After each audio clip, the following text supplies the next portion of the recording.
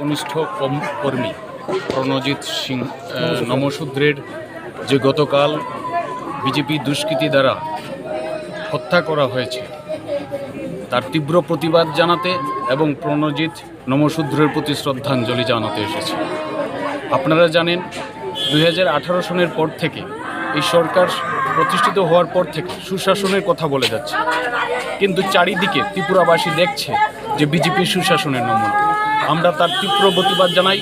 আমরা জনগণের কাছে বার্তা দিতে চাই, আমরা ইউনাইটেডভাবে এই হিংসাত্মক কার্যকলাপ রুখতে সবাই একজুটভাবে আমরা লড়াই করব এবং যাতে আর কোনো প্রণজিৎ নমশূদ্রের হত্যা না হয়, আর কোনো মায়ের কুল খালি না হয়, এই বার্তা আমরা দিতে চাই।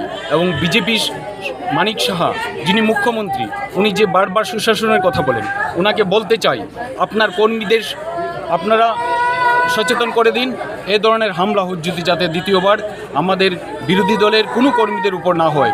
আমরা প্রতিরোধ গড়ে তুলব, তারপরে ল অ্যান্ড অর্ডার ভায়োলেশন হলে এতে আমাদের কোনো দোষ থাকবে না।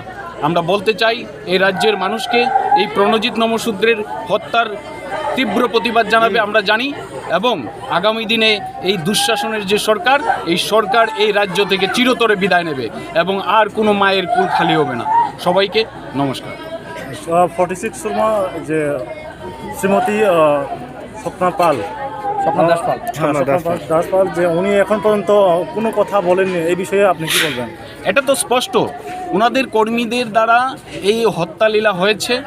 প্রণজিৎ সিংহের কারণে এখানে প্রণজিৎ নমশূদ্র তিপ্রামথার একনিষ্ঠ কর্মী ছিলেন। উনি এখানে সংগঠন ভালোভাবে চালাচ্ছিলেন, যার ফলে এখানে বিজেপি নেতাদের উপর চাপ ছিল। তাকে রোখা যায় কিভাবে, তিপ্রামথাকে রোখা যায় কিভাবে, বিরোধী দলকে রোখা যায় কিভাবে, সেই কারণে সেই হামলা।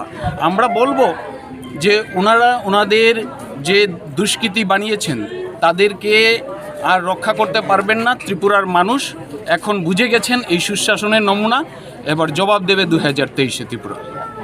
স্যার, আপনার নাম? উত্তম পাল। আপনি কোন পোস্টে আছেন?